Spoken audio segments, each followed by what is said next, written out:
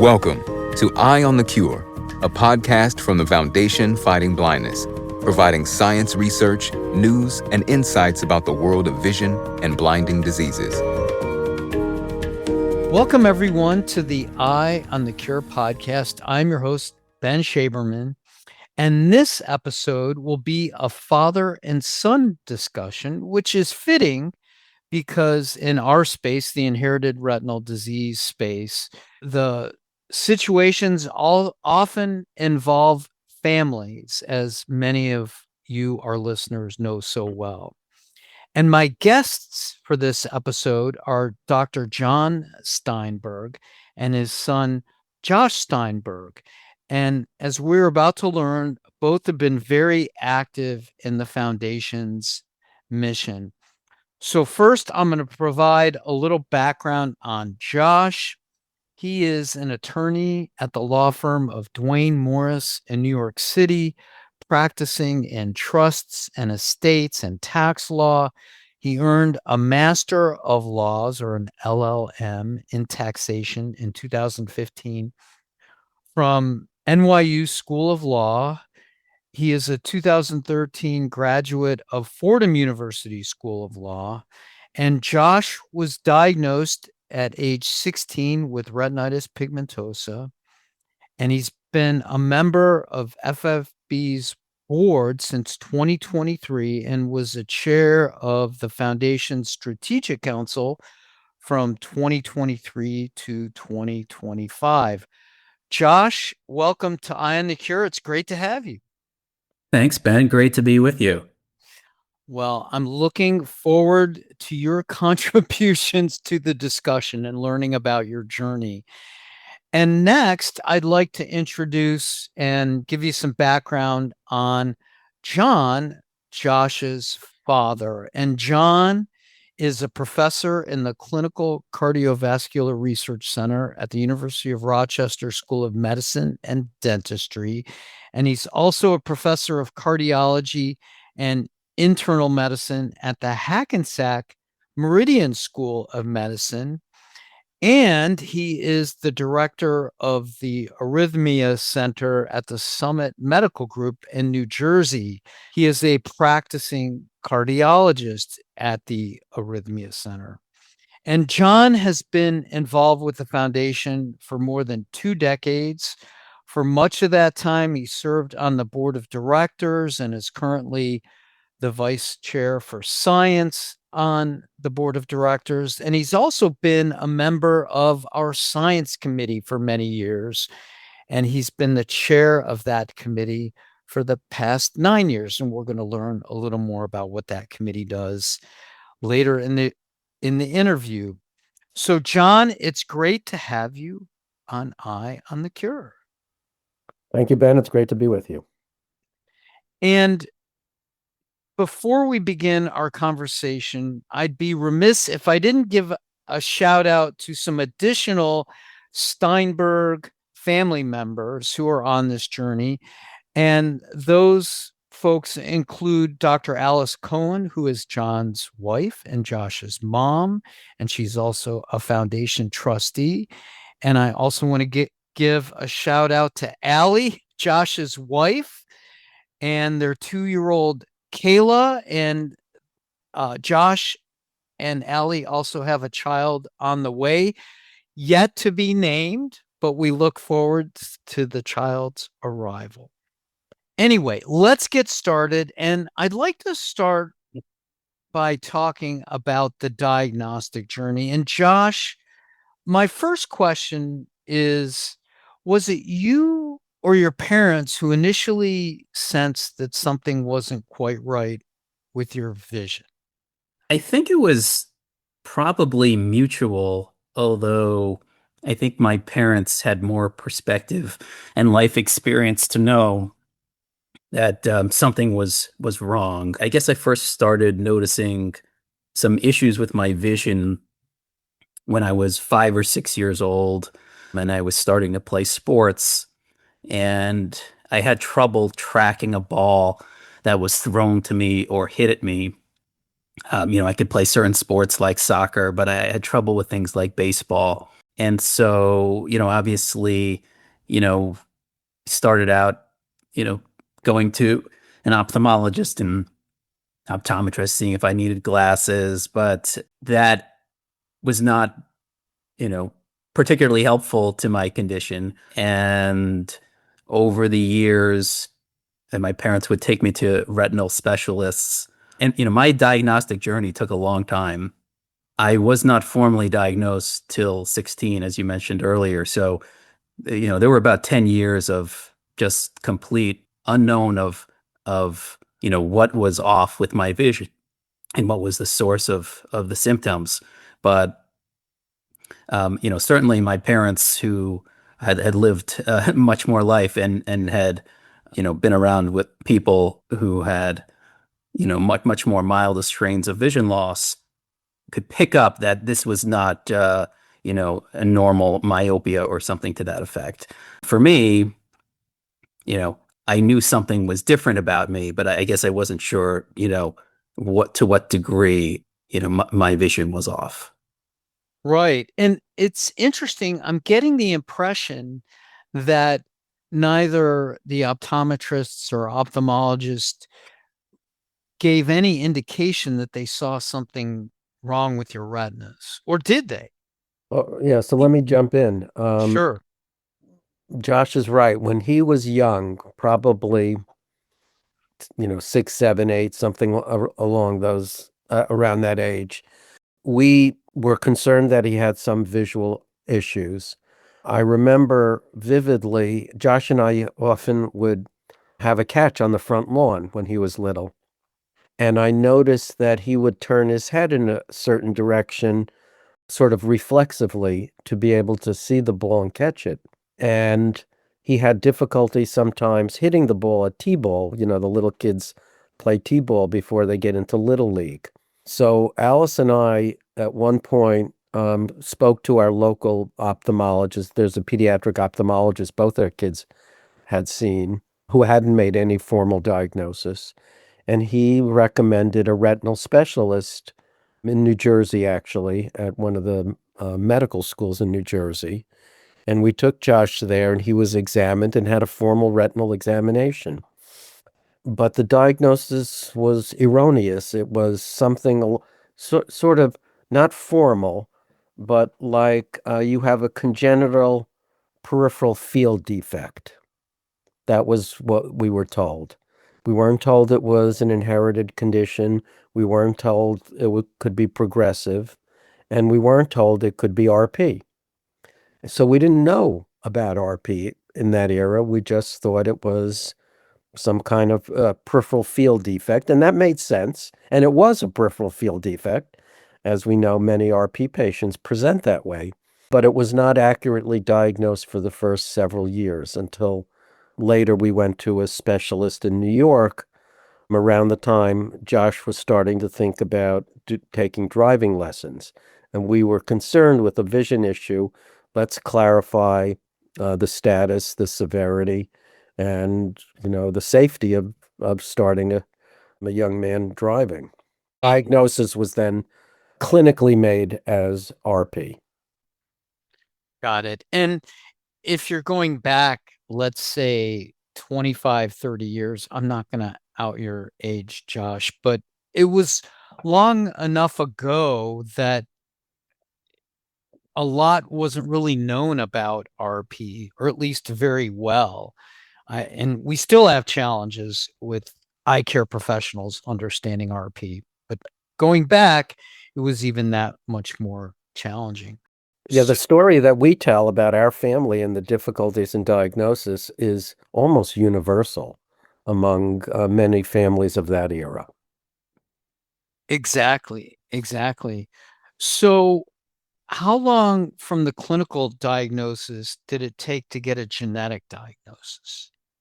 So I was clinically diagnosed when I was 16. I guess so I had a genetic diagnosis actually twice. The first one actually turned out to be incorrect as the cause of my RP. I was actually first diagnosed with USH2A, which is one of the more common forms of RP before getting my formal diagnosis sometime later. But I guess I was first probably genetically tested and diagnosed in my early 20s, I want to say. So maybe, 5 or so years after my clinical diagnosis, and then was subsequently tested again, maybe 5 or so years later when my, the correct genetic diagnosis was confirmed. Right. And what was the diagnosis like for you, Josh? I'll ask you first, to learn that you had this inherited retinal disease that was progressive. So I think when I was clinically diagnosed with RP when I was 16, I didn't totally understand the nature of the disease or its progression or what, you know, might transpire throughout the rest of my life. The only thing I was really concerned about was the current practical implications of this diagnosis, which meant that I couldn't drive. And that's, the retinal specialist who diagnosed me had a very poor bedside manner, and in sort of an unemotional way, when he told me about the diagnosis, he said, you know, you should never drive a car. And so for me as a 16-year-old living in suburban New Jersey, this was devastating. I was upset about sort of the stigma that would attach to me of someone who couldn't drive. Obviously the practical implications. Loss of my independence. So that was really what I was focused on in that moment. I didn't really know how RP would deteriorate my vision in the future, or what my life would look at. That's not really what I was thinking about at that moment. Right. And not to minimize the not being able to drive. We were all 16 and we Right. know how important that moment of getting your license and the freedom of being able to drive. But maybe that was a good thing that you weren't aware of what RP would do to your vision in the long term. Yeah. Yeah, I mean, someone who, and I will out my age. I'm 40 now, but it is someone who's, lost a lot of my practical vision over the last 25 years. Not being able to drive is trivial in retrospect. Had I known how much vision I would lose, and some of the significant impact that it would have on my life in many ways, I think I would probably be fearful in different ways, in sort of more of a big picture way. But having the hindsight of all the good things that would come in my life should also be taken into account. Certainly, you've had a successful career and a great family. So those are clearly wonderful things. Ben, I want to follow up on the question you asked because that really was the critical focus at that time.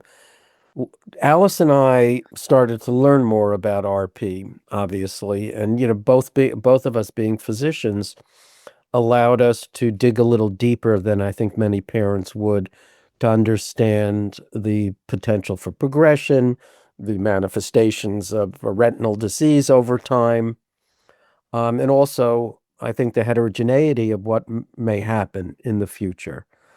But in a way, Josh is right, and you focused on it. Josh, appropriately and typically for a teenager, was focused on the here and now. How is it is it affecting his life at that moment, socially mainly, which is what teenage boys will think about.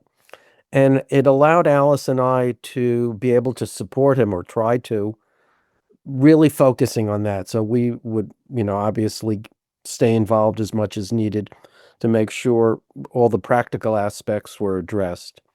But in the back of our minds, we started to think about future issues. And that's when we, proceeded to start to get involved with the foundation, and we saw additional specialists, etc. And then over time worked to deal with all those many different issues. But in the beginning, it was very practical. And getting Josh, comfortable. not comfortable, but being able to, go about his daily life, having this limitation built in already.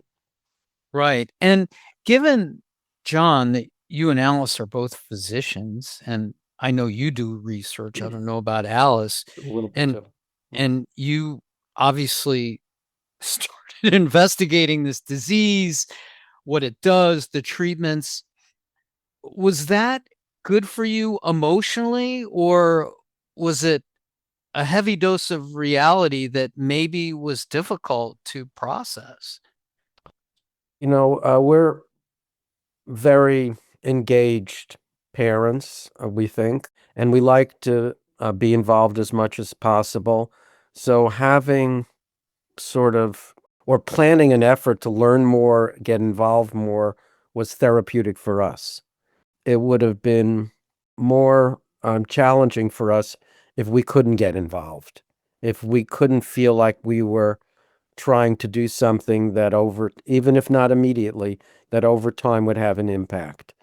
We had always liked to be charitable, and all of a sudden, our charitable activities developed a very personal focus that would be, hopefully impactful for us.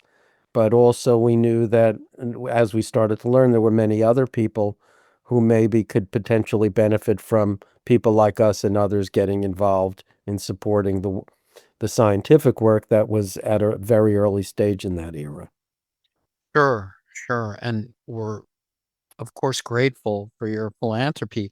But I want to ask you, John, about your role in the science committee, because you bring obviously a lot of science knowledge and just an inclination toward science and medicine to this challenge. And you got involved in the science committee quite a while ago. And can you talk about what inspired that? And do you think this is a rhetorical question, but do you think your work in cardiology has informed your role on the science committee?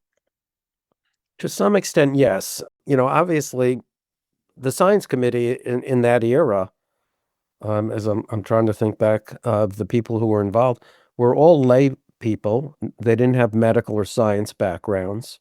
Some of them were incredibly knowledgeable.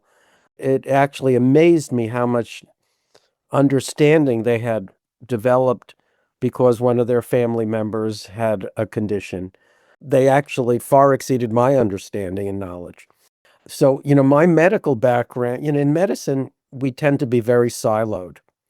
And although I probably did, I know I did an ophthalmology rotation in medical school, I really had very meager understanding about ophthalmologic conditions, retinal conditions, and I tried to learn. I remember, Ben, you may remember that there were these treatises that had been created by one of our science officers in the past called landscapes.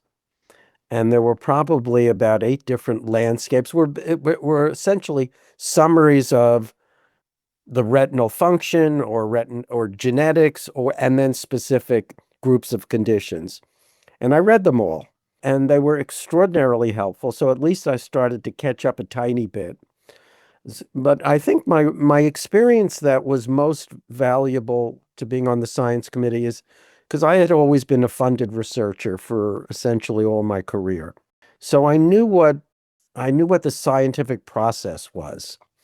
I knew the steps involved. I knew how you had to build foundation upon foundation to make progress.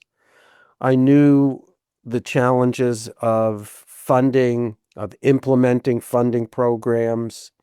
So I had a better feel for that than I think other people. I learned some of the medicine that was relevant to retinal diseases and their treatments. But I think the biggest advantage I had was I had been a clinician scientist for my career, which is where all of our doctors came from. They're all clinicians, virtually all of them. Some of them are more lab oriented, but they lived in both worlds, which is what I did as well. I was not a laboratory researcher, I was a clinical researcher, but I spent usually about half my time doing research and half the time in the clinic or in a laboratory at the clinical laboratory hospital doing procedures. So we sort of shared similar activities. So that gave me a good understanding of where they were coming from. And the reason that was important is because when we first went to a meeting, I don't know if you were around at the time, there was the first science presentations given at a place in Florida where they brought both doctors who were researchers and the families to Florida. I think Josh was too young to come at that time, but Alice and I went, and we sat with Dr. Elliot Burson, who had become Josh's doctor, and he's one of the very first funded, maybe the first funded scientist at the foundation. The Berman Gun Laboratory was his, and his colleagues at Mass Eye and Ear.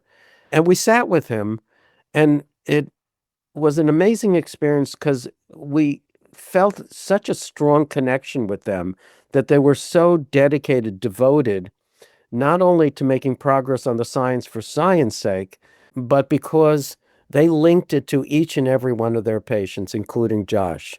And again, as a physician involved in research, I was utterly flabbergasted how smart and talented our science community was.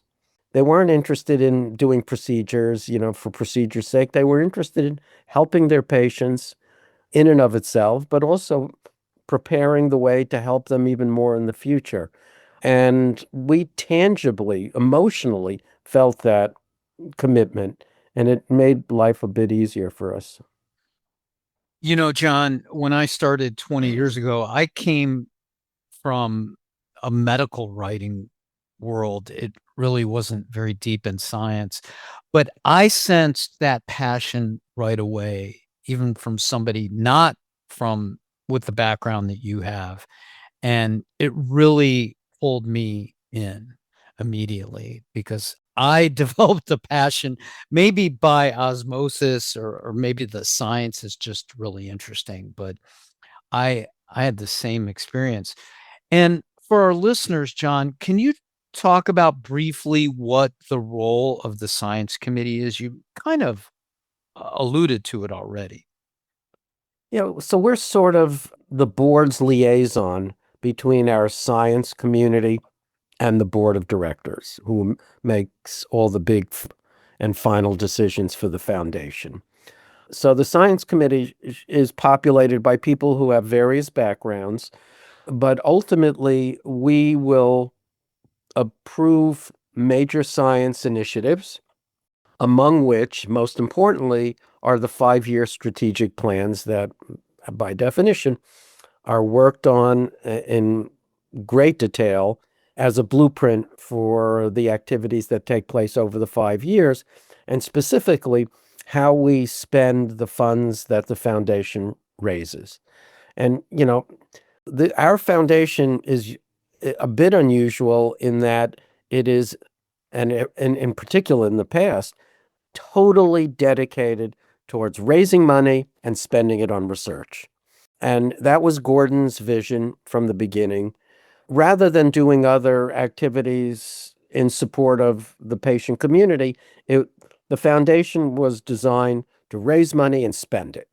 And in the beginning, we had to be a careful steward of that effort because the research was at a relatively primitive level. So we had to be very careful how we were spending money. We wanted to see progress. It was all preclinical in that era. It was all laboratory work, and it was starting from scratch, essentially. So we wanted to make sure that we actually made progress. So the science committee, would gather a group of scientists who were working in the field. There wasn't a ton of people in that time frame, and some of whom, became very, very active with the foundation. And we would solicit ideas, research areas that should be pursued. We would create categories of support and ways of support for these scientists. And that would all ultimately get filtered through the science, in that era, it was called the Research Oversight Committee. And then we would develop a budget for the year, develop means to deliver the funds to the scientists, and then take that to the board and explain it to the board, and then get the board's approval. So we would work with the science community that ultimately became formalized as a science advisory board. And then further, amongst them would ultimately have an executive scientific advisory board, and that now meets every month that I attend. And then we had chief science officers throughout the entire duration of the foundation, and I would work very closely with them in our research oversight committee, now science committee, to help make our funders, the people who donate, the people who are actively committed to the vision of the foundation, the people who have themselves or their family affected, we would try to help be the communicators of what the foundation was doing with the funds that were raised. Right. That's a great overview. And I want to talk to you more about where we're at in terms of our science strategy. But I also want to add, you mentioned the scientific advisory board. While you're helping set direction, in the background, we have dozens of experts, clinicians, researchers in the retinal disease space that are evaluating all the grants that are being proposed to the foundation. It's a really strong, intensive vetting process. And I think that's really one of the great benefits of the foundation is people can rest assured that we're funding only the best science. Between what you're doing in terms of helping set strategy and what our advisors are doing in terms of vetting grants. But Josh, I want to ask you, you're watching your mom and dad, and especially your dad in his science committee role, get really active. Is that what inspired you to get involved in the foundation? And I want you to tell us about your role on the strategic council. Sure. So, I think I'm not dissimilar from most who are diagnosed with RP or another inherited retinal disease, in that for the first few years after being diagnosed, I was sort of in denial, in hiding mode, in that I knew I had this condition, but I didn't want anyone to know about it, or only let those who were close to me know about it. And so, of course, that meant that I didn't want to participate in FFB. I didn't want to attend fundraising events that my parents attended. And so it wasn't until I had graduated from college and had started attending law school and was becoming more comfortable in my own shoes with a vision robbing disease that I wanted to meet people who were similarly situated. And so that began in Manhattan, in New York City, where I was living, attending and then later hosting sort of support and networking groups for people who were visually impaired, most from an inherited retinal disease, but not always the case. And that was a meaningful experience for me. In for the first time in my life, I met people who had experienced the same issues that I had in all aspects of life, socially, work, school, dating, practical issues, funny, embarrassing moments. And so I was very drawn to this community and started to get more and more involved in the foundation. I got involved in the New York City chapter. I began fundraising for the New York City Vision Walk. I got involved in the leadership for the New York City chapter, and I kept working my way up until in 2019, just before the pandemic, the foundation initiated a new committee that they called the Strategic Council. And this was a group of young professionals across the country who were successful in their different fields and had some connection to FFB, whether they were affected themselves or were a spouse of someone who was affected.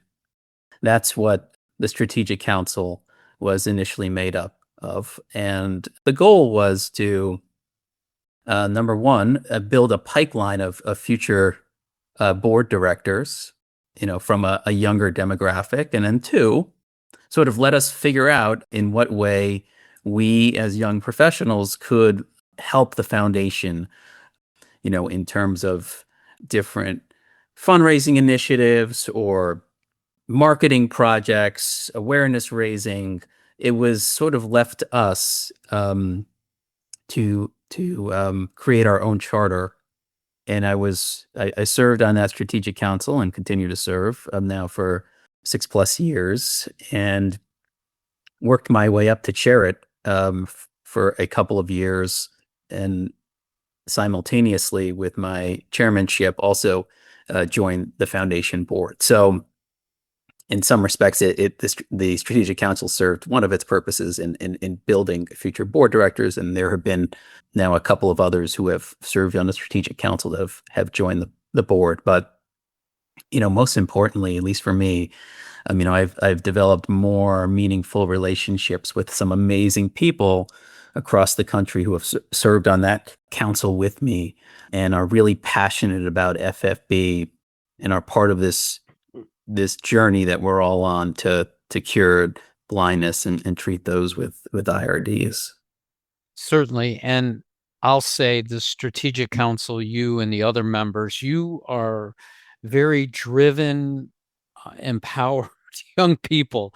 I've always been impressed with the energy and the smarts that you bring to that council. So thank you. And And- let me jump in, Ben. Sure. And Josh's journey, as he describes it, was something that we could observe, we in the family, but also other board members could see these things themselves with Josh and others. And I think we started to learn how important bonding was for people who are affected or family members, that it's important to allow access and interactions among people with these conditions and their families, and the support it provides. Ben, you've been around long enough that, we were really, really focused initially decades ago when we started on science. That's what it was all about. And then, and very specifically, not on anything else.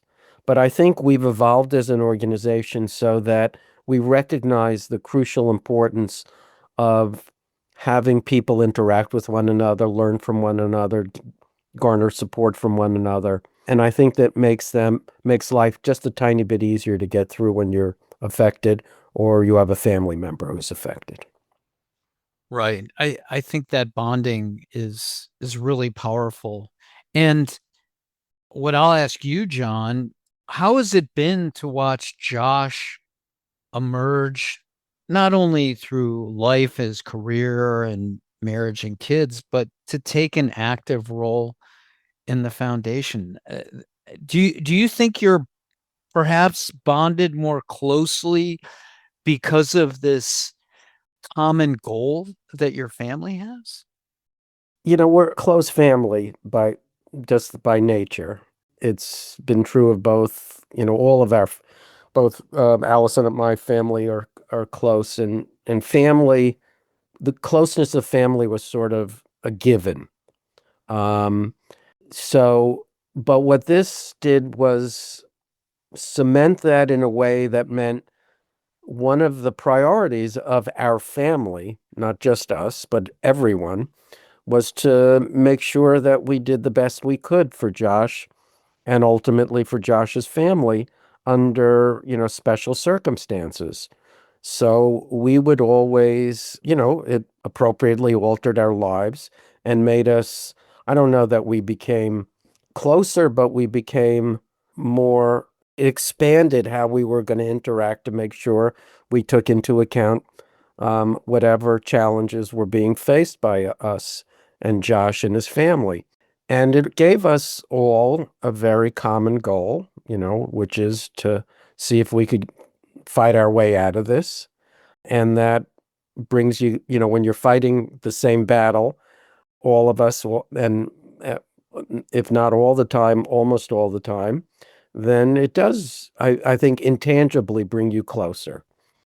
And so, it had an emotional bond that I think was there, but it made it more, it crystallized it a bit more. Then there were certain events over time that we could step back as parents and see Josh's evolution and how it touched us profoundly. When, Josh talked about how he started to come out. I remember very vividly, and Josh probably does too, how we first went to the lighthouse and did the first walks with a cane around his neighborhood in Manhattan. That's always a big step. And Josh led the way with us and initiated it, and we were there to do whatever we could to support him. And I remember that very vividly. That's a big step forward. When Josh joined his current law firm and they did a disability presentation, and Josh got up there and talked about his disability in front of his whole law firm. That's a big coming out. And, in a way, it's probably highly emotional for him and in many ways good, but challenging. But we felt the emotion too. There's a Yiddish term called shebing nachas, which means you feel. It's an internal thing. It's not just feeling proud. You feel it viscerally. Those were some of the events that we felt viscerally. One other, Ben, that I'm not sure if you were there, but Josh gave a very impressive talk. I think it was a Visions conference, Josh, where you talked about legacy giving. So both his professional field and his commitment to the foundation. And it struck a chord amongst so many different attendees and donors that to this day, people come up to me and say that they've changed their will because of Josh and stuff like that. So, there have been some major moments in Josh dealing with his condition that are public that also brought, great joy and nachas to us. Those are wonderful anecdotes and thoughts. And John, thank you for sharing some Yiddish on the podcast. Yes, I'm probably the first time, right? I think so. I'm trying to remember if we've had an episode with some Yiddish. A lot of science talk, a lot of technical terms and concepts, but not Yiddish. And Josh, obviously early on you were just trying to live your life and and sort of avoid dealing with the consequences, at least long term, of RP. As you started coming out, did you sort of have a realization or a better appreciation for what your parents were doing for to overcome this condition? Yeah, I think so. As I started to get involved with FFB and see the progress that was being made, which has been profound, the 15 or so years that, I've been involved, it really has been. You start to appreciate each person and each step that has been taken to get us to that progress, whether it's through, financial donations to, those who dedicate their time as a volunteer, to those who serve on the board, and then obviously, most notably to those in the scientific community. It takes a village to get to that point. And part of that village is obviously, some of the work that my parents have done. My mom, being a trustee and helping organize various fundraising events, wine tastings, and vision walk events over the years have raised a lot of money that has gone towards the research that have been stepping stones to all of the tangible progress that has been made. And obviously my dad participating in those same fundraising events, but also taking leadership roles on the board and the science committee. I've grown to certainly appreciate how impactful they've been to that progress that's been made. So that's, it gives me great pride for sure.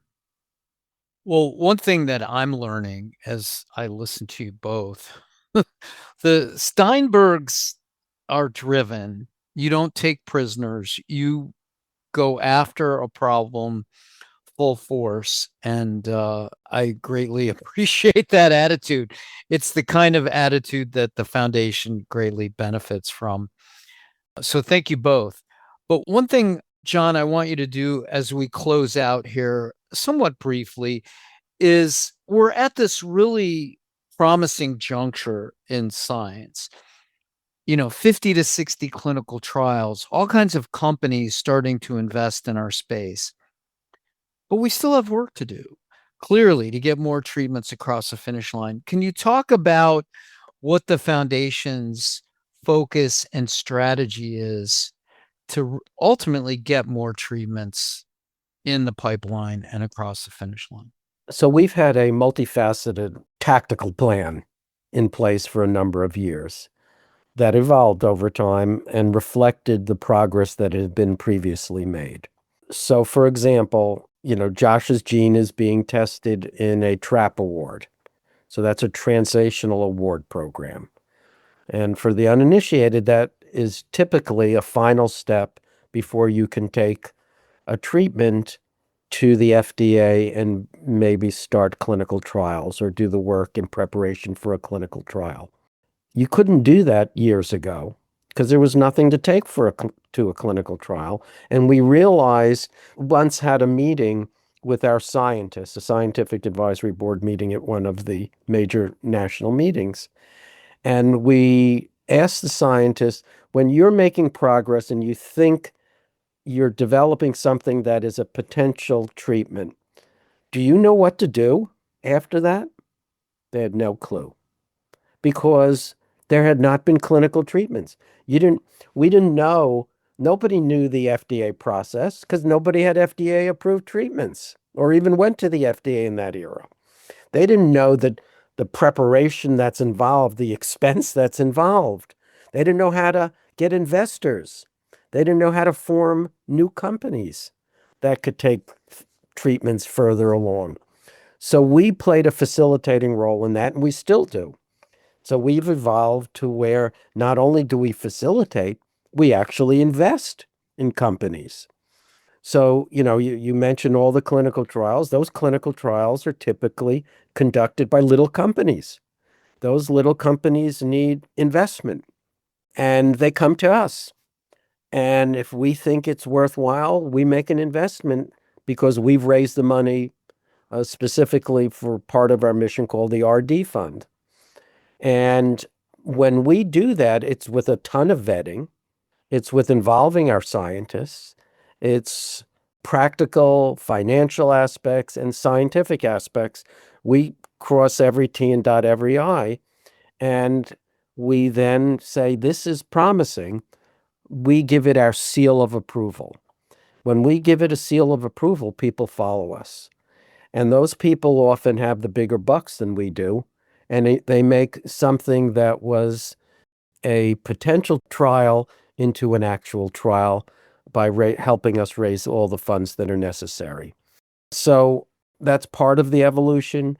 We're taking advantage of, more generic things that are out there in the science world, artificial intelligence, personal genomic treatments. But, a lot of what we do is pretty fundamental. The stuff that you do step by step, it's, bunting and running and fielding, it's all the little things that in aggregate make tangible progress. Right. Yes. Science is usually very incremental. Correct. And I know that's challenging in our Correct. space where people are progressively losing vision and they just want to keep what they have. Yeah. And time is of the essence.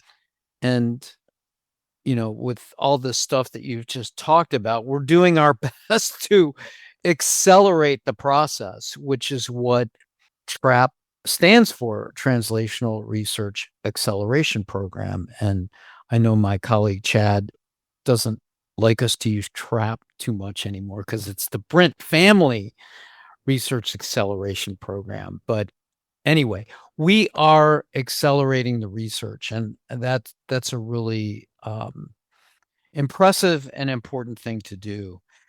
And to close out, John and Josh, I just want to thank you both for taking time out of your busy days to share your story. It's a very inspiring family story, but it's also very impressive how your family has really joined the foundation's family to move the research forward. And we greatly appreciate your commitment to our science and getting more treatments out to all those who need them. So thank you. It's been a wonderful conversation. I appreciate your joining the podcast. Yep. Thank you, Ben. And thanks for what you do in terms of communicating the science, because I think that gives our community a great deal of comfort in having a better understanding of the diseases that affect us, but also, all of the great progress that's being made. It's my honor and privilege. Yep. Thanks to you, Ben, and thanks to all your listeners, whoever they may be for this one, but for all your podcasts, for participating in the Foundation's community. And that's what I always like to do at the end. Thank my listeners. So thank you, John, for helping me do that. And we look forward to having our listeners back for the next episode. This has been the Eye on the Cure podcast. To make an impact, donate now at fightingblindness.org.